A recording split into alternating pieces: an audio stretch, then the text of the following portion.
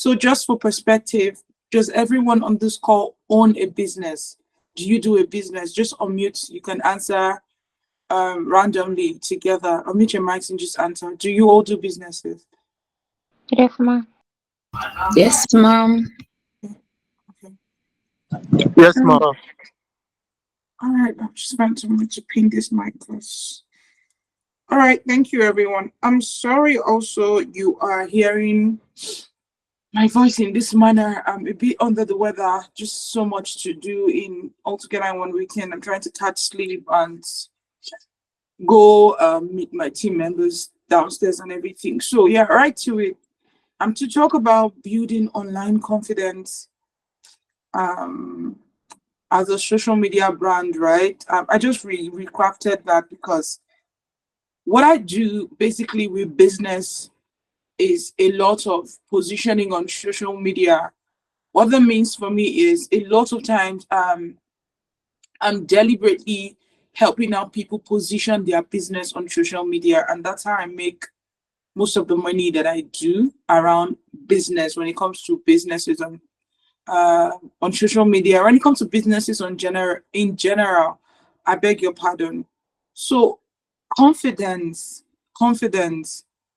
When people meet me and say, I need to build confidence to sorry, I need to build confidence online as it regards my business.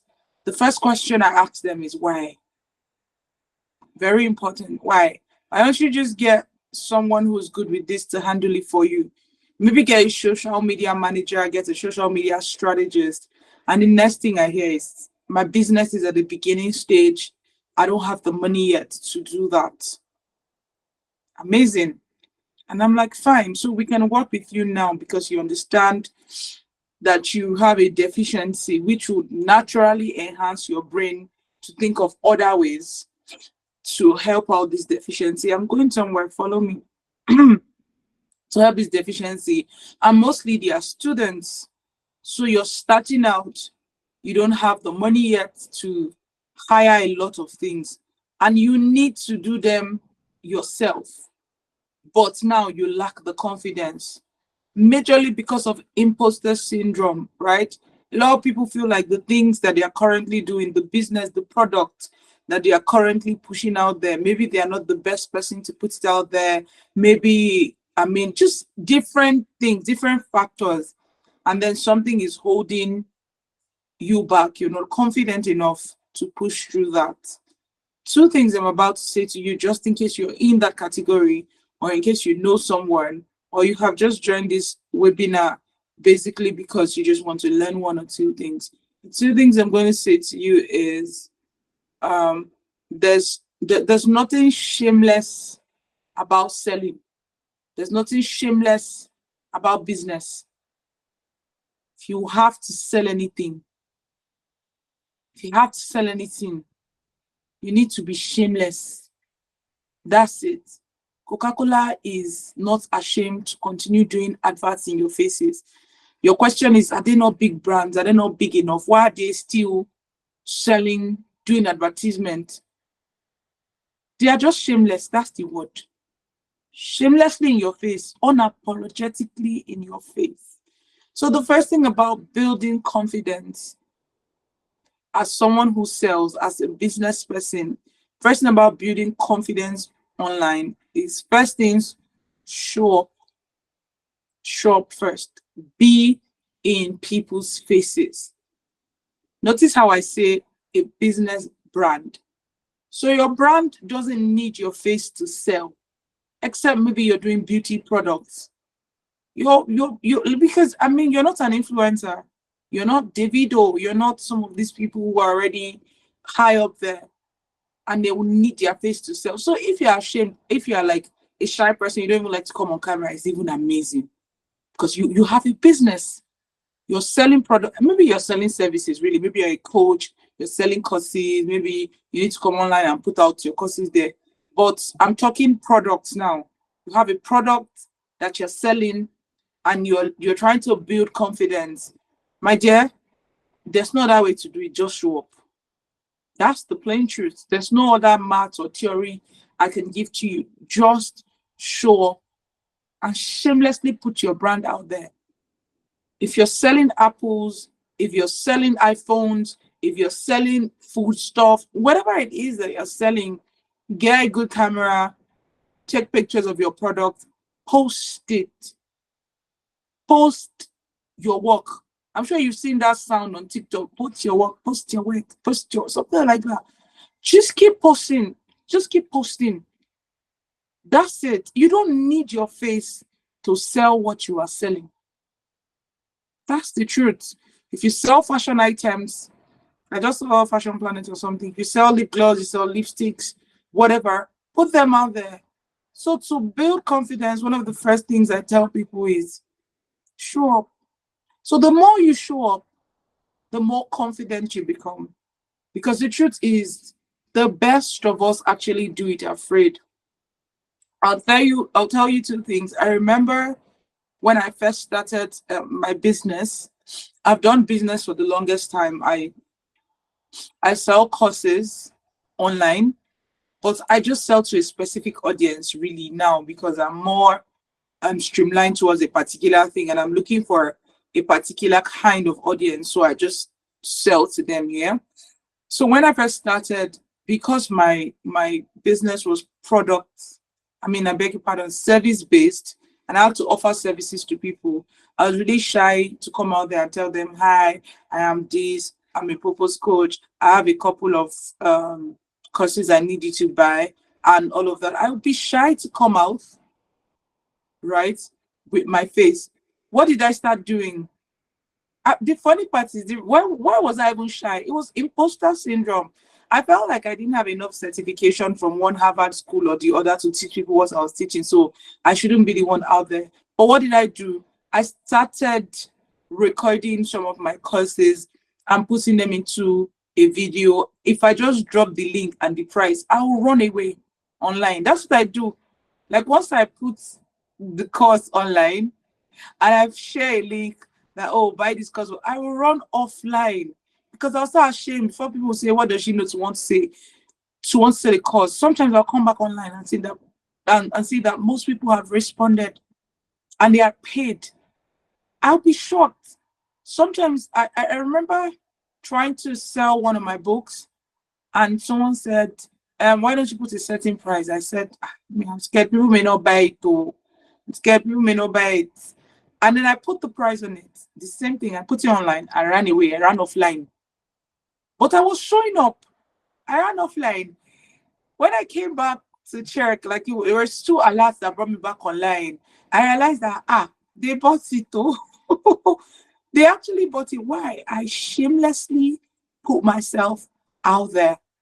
And I also give you a tip. If you don't want people to see I've continued to say this to countless number of people, your brand does not have to carry your face. Your brand does not have to carry your face. So if you're trying to build confidence, you can start with what you have. You can start with, if it's a bottle, like if it's this water I'm planning to sell, this is it. Hi guys, buy water. You don't need to see my face. You don't even need to see me as a person. It's the product that people want to buy, right? So yeah, let's not overflog that. The second thing is, as you're shamelessly putting your brand in the face of people, make sure that what you're bringing to them is valuable. Find a way to make what you're selling valuable to them. Quick question. Sorry, 14 others. Quick question. Fermi Benjamin, what do you sell? What business do you do? Good evening. Cleaning. Okay, I make headwears and bridal accessories like bridal fan, bouquet, and Amazing. So you make bridal accessories. One of the easiest way to build confidence to sell that is beg your customers with the love of Jesus to please do videos for you.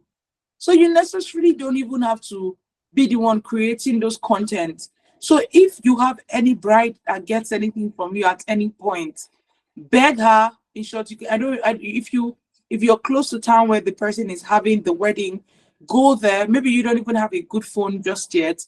Go there, meet the photographer in charge and beg them, negotiate with them. I beg you, I need videos from this wedding. I want them to tag me as the one that did this hair, this thing. Like, the confidence to do your business most times will come from your desire to scale your business.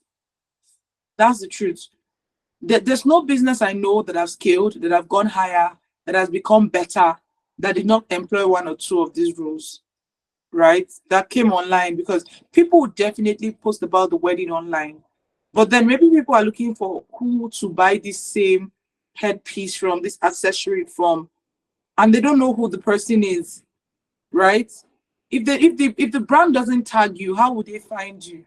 So your customers can do your, if you're a shy person, really, your customers can do your confidence work for you if you would just talk to them. You don't have to explain to them that you're shy. You can just come up thoughtfully, find a unique way to get them to help you out. And again, they don't need to know that that's your problem. So secondly, how to build confidence online. Again, step out afraid. Step out afraid. Step out afraid. Before you think about it, start that life. I always tell people to do life, because once you start doing the life, your brain will definitely come to a very to a very aligned place, because you can't shut it down, because more people have joined the life now. So you will just continue. So randomly come online, just turn on your camera and do lives. It could have been just a life that you're just talking about the product, what you do, what you sell. It could be, if you maybe do skincare products, you can talk about why people don't exfoliate, why people don't do this, why people don't do that, this, that. And before you know, you're gaining traction. So the thing about putting your brand out there, realize how I'm saying your brand, not yourself. Some of you have businesses where you don't separate your business page from your personal page. And what you are selling, the two brands are two different people. Yes. So I could be a, what's the word now? I could be a songwriter or a singer, a performer, and that's my brand, right? My business brand. Let me even use a very relatable example. For example, right now, I host events corporately. That's my business brand. I have an NGO. That's another expression of me. So those two things are not the same. My NGO is not for profit. So I can do free gigs there. So if I make a mistake, which I did in the starting of my career, to put both my NGO and my hosting business together, what people naturally start to do is beg me to host for them instead of pay me to host events for them.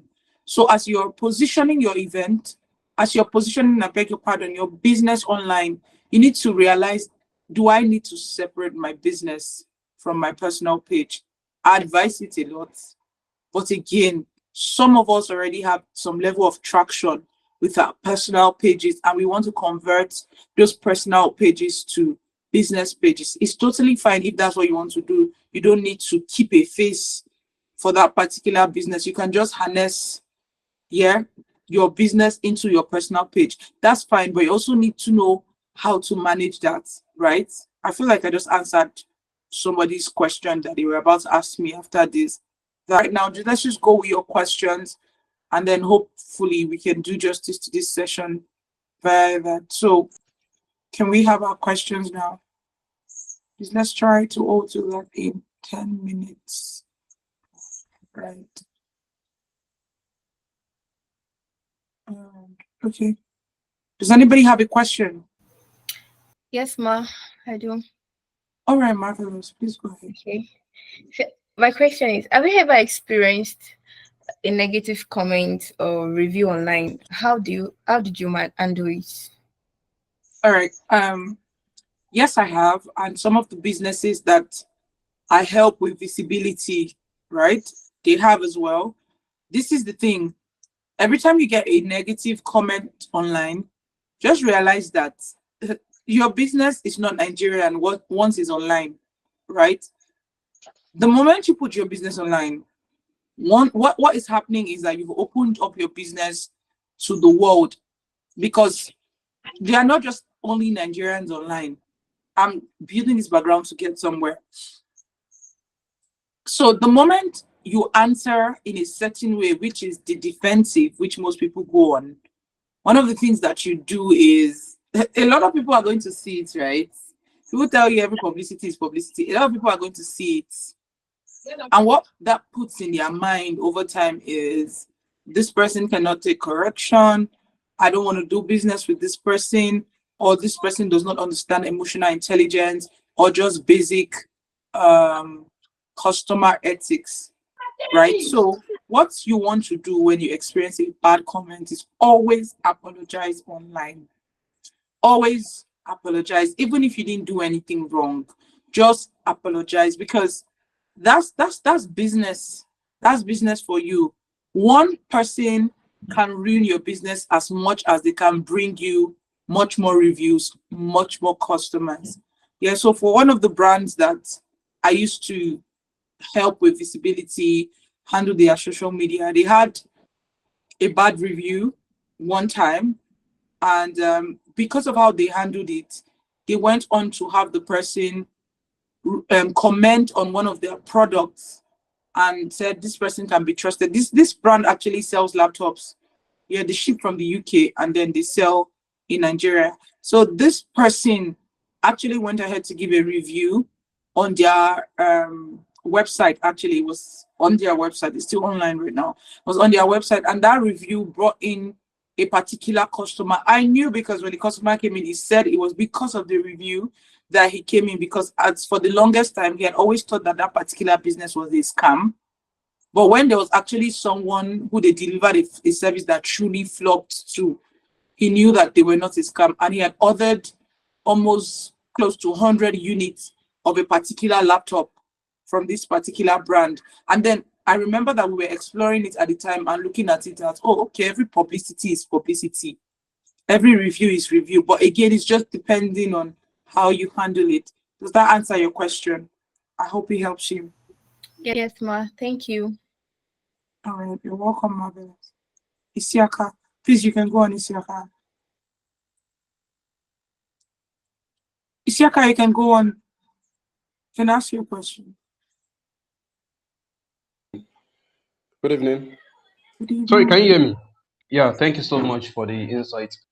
Please, I want to ask if how often do small businesses, how often should we post online when we're just getting started? Be shameless about your posting. Post every day, every time, every minute. And as long as you can keep posting, just keep posting. The thing with starting out a small business is that one of the things you're trying to do is getting people to notice you. It's like a new fine girl on your block. You would notice her if she passes a certain time, maybe every day, wears a particular kind of clothes every day. Something will sure catch your attention. So consistently post, but be strategic about your posting, right? I'm not going to tell you that go on TikTok. By the way, everyone, if you're doing business, get a TikTok account. Get a TikTok account. Instagram is nice. A lot of these other platforms are really nice. But right now, just go get a TikTok account. How the algorithm works for you. Yeah, so TikTok is like one of the biggest places where people go to if they want to buy something. It's weird, but it's true. They just go on TikTok and first ask vendors of this in Lagos, this, that. And also, just to answer this question, I just remembered, if you're building an online brand, one thing you want to do also is understand how to craft your name, right? Your name is very important. So, for example, I'm going online to search for menswear, and I'm in Ibadan. What do you think I'm going online to search? Menswear in Ibadan, right? I'm not going to go and look for shaprapragang.com. I'm not going to go and look for what business name? I'm not going to go and look for Isiaka's culture or Isiaka's designers. No, what I'm going to go and look for is men's wears in Ibadan before I even start thinking of other things. So as you're crafting your name, as you're crafting your bio, you should also know how to impute some of these keywords to just stand out. You hear people who sell real estate answer names like Ola of Lagos. How is Ola of Lagos anything related to real estate? But because there's Lagos there, and in one part of his caption, there's something that has maybe the second name. I think there's something that Instagram does where you have this name thing. The second part of your name, you can impute what you do as it tallies in regards to that. What I'm trying to say is make sure that you're choosing a name that captures maybe what you sell and then the location of where you sell it. It truly would help your business. But yeah, to answer your question, you can post as the number of times you want to, but just make sure you're consistent with what you're posting and the level of value you're putting into what you're posting. Yeah, does that help? Yeah. Yeah. Thank you so very much. All right. Can anybody read the question in the comment? I think I saw a question in the comment. Can anybody read that out, please? Yes, ma'am. Thank you. Okay, so Evergreen is asking, I'm a student trying to put one or two things together. I'm currently selling perfumes, but it seems the turnout is not cool. What's your advice on this, ma'am? Okay. I told this to my friend who also sells designer perfumes lately.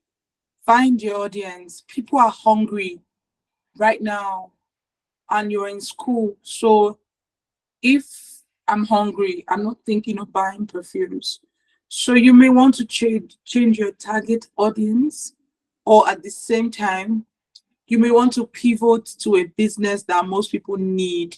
So before you even start doing a business, one of the questions you're asking yourself is, what are the needs of the people in the environment that I do this business? Because not every business is scalable in particular environment. So the problem is not with the product.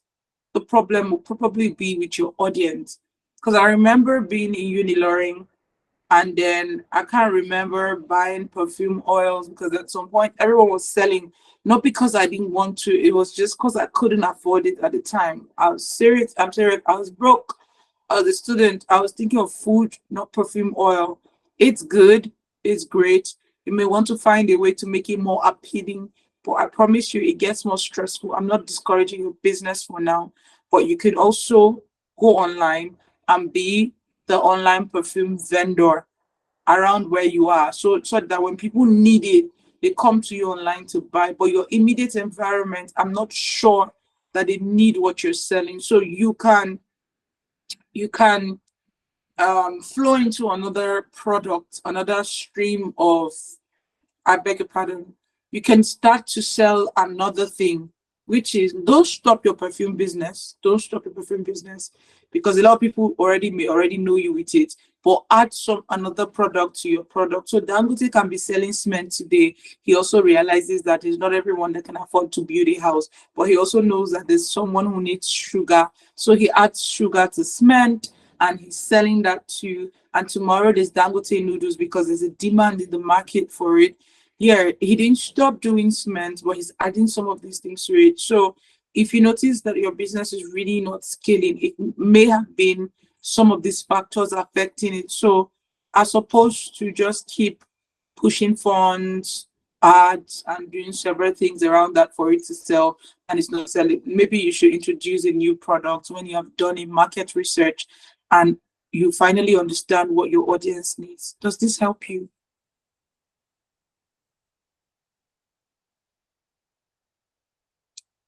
Yeah, I think that's about it. Yeah, that's all the questions that we have, right? No, ma. So we have another question here from Global Joy. She's asking, have you ever felt like you're not being authentic or genuine on social media? How did you overcome that feeling? Okay. Okay, amazing. So we all start up, I promise you, even the best of us, most times who create content for our businesses, we all start up copying a particular ad, we've seen online a particular a particular kind of speech, how someone talked, or because you saw someone come and say, "Hello, my name is this, I'm selling this glass of bottle," you come and do the same thing. Yeah, that's not your authentic self most times, because maybe that's not even how you talk, or maybe that's not even how your expression works. So yes, I've felt like I was being fake online a lot of times. So it takes, you're starting out, you can't get everything perfect. You cannot be perfect when you're starting out. So the idea is to test the things that work until you find yourself, right?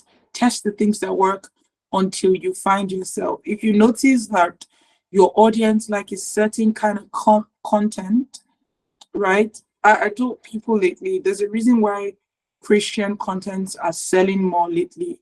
This is my business mind talking. I'm a Christian. I love the Lord, but I'm seeing a lot of people jump on Christian trends just because it's good for business for them. Yeah, I'm not here to tell you whether it's bad or it's good or it's a Christian thing to do, but I'm just looking at the business side and telling you that most people are opting for that because of what works. Yeah, because it works. That's why.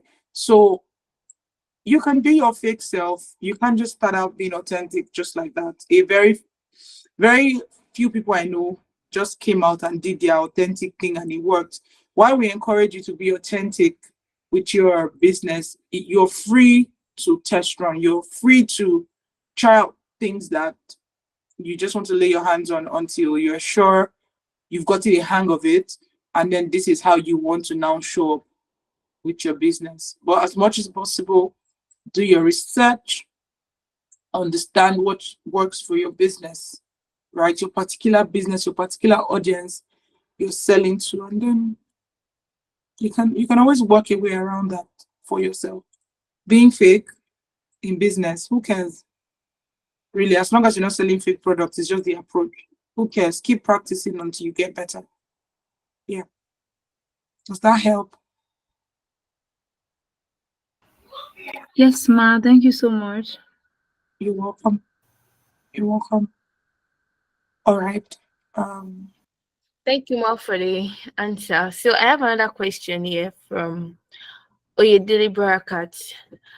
I've been into 2 or 3 businesses during my undergraduate that I used to post on my WhatsApp status.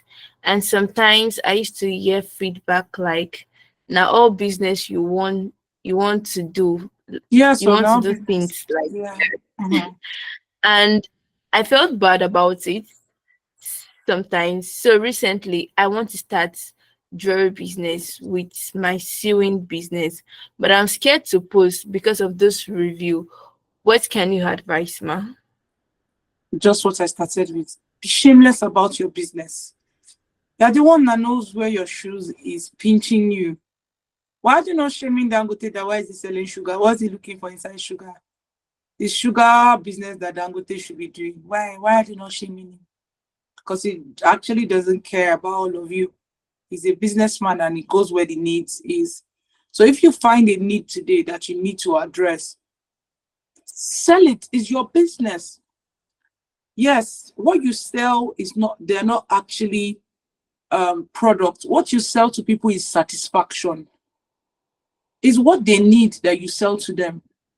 You get, I once remember Wura Fadaka. I was in a training and about I hosted. I was paid to host an event, and Wura Fadaka was there. And he said 2 things. Wura Fadaka is one of the biggest brands when it comes to men's fashion in Ilorin.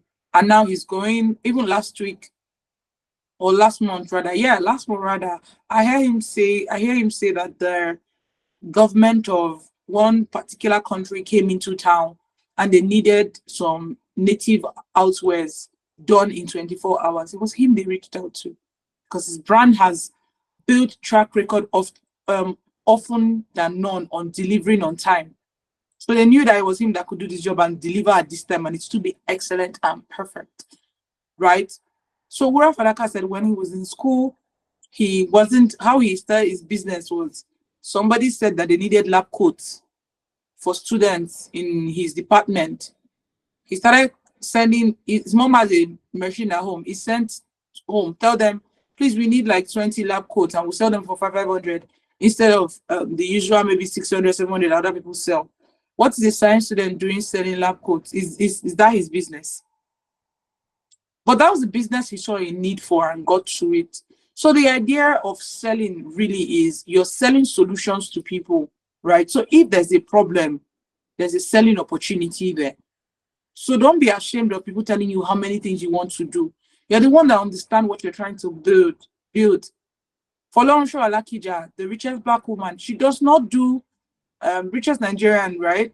She does not do just one business. The rich people you know in this world, they don't do just one business. Maybe they don't just talk, some of them don't talk about the remaining things they do, but they do a lot of things. They do a lot of things. So one of the ways to even become rich is have different source of income. The idea is you've done the business for 2 years, add another thing to that business. Let there be a different source of income, right? So there's nothing to be ashamed about. There's nothing to be ashamed about. Don't used to see people that are selling beans, they'll sell bread tomorrow. Don't see a Aboki man doing meshai and tomorrow he has adding Indomie business to it. Don't you see? You think those people, you think they are mad? They don't know what they are doing. So again, as long as your business works in the same niche, you're sewing, it's the same niche with jewelry. People who sew outfits will naturally want to go somewhere to buy jewelry. So if you can launch another product, it is jewelry. Launch it. If you're a fashion designer, you know you do maybe a suit line. Tomorrow you want to open a kiddies line. If you can, please, why not? You want to open a bridal line where you do bridal outfits and cover events for bridal train and everything, like their outfits and outlook. Why not? If you know you can handle them together and do them perfectly, why not? So don't be ashamed when people tell you you're a jack of all trades and you're doing so many things. You are actually supposed to be doing so many things. So if nobody told you, I'm telling you now. I think I'm missing the last part of the question. He asked, so what should you do about handling the business or so? I don't know. Who read the question, please? I think there was a second part to it. What she's just asking for your advice. Okay, so that's my advice, really. Continue with your business and keep posting. Start your jewelry business if you want to. And if you know you can handle it, right? And if you have a market for it. Amazing. Does that help answer this person's question?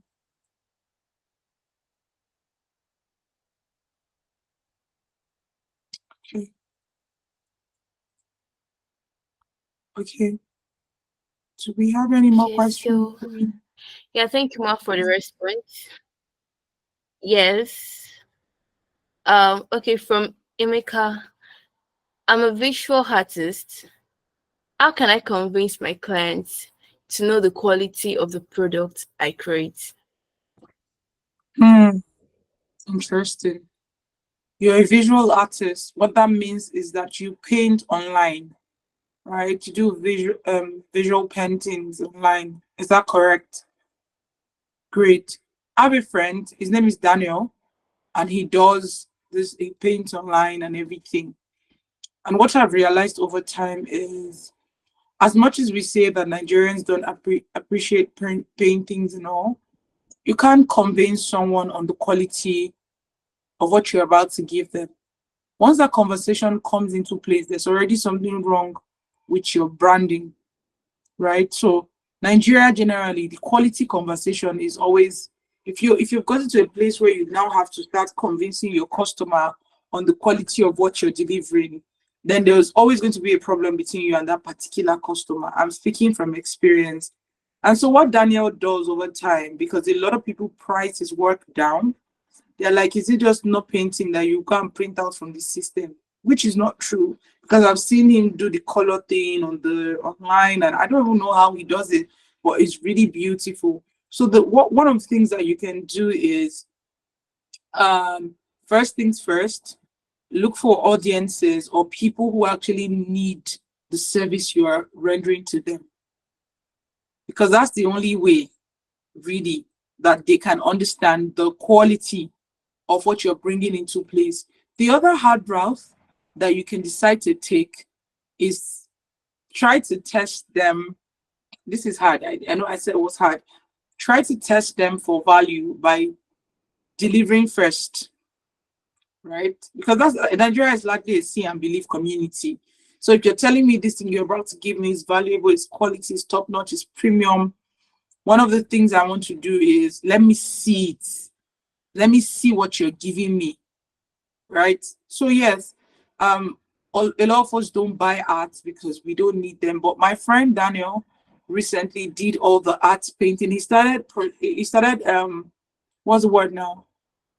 He started pitching mostly to service apartments because he understood that most service apartments will need some kind of paintings that were uniquely designed to fit a certain texture, a certain ambience and everything. He started pitching to them.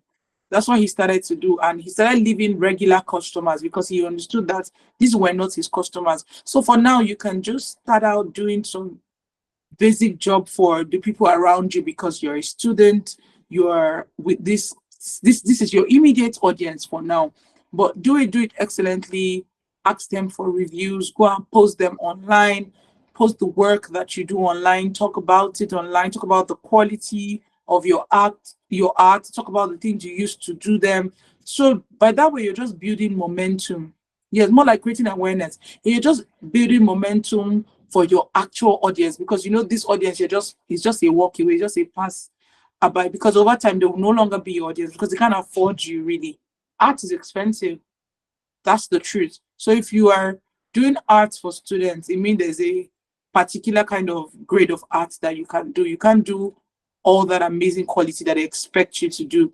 But again, structure your business in such a way that as you're creating awareness for the amazing work that you do, you're also opening a chance and letting people know that these are actually your target audience. So you're deliberately coming on live, creating awareness to say that if you work in so and so, if you have a service apartment or you're currently furnishing a new apartment, let's work together to produce something that's a mastercraft piece for you. I'm available to do that. I'm available to do this. More like sell your market codedly while also still catering for the needs of your immediate environment. So that's what I can just say.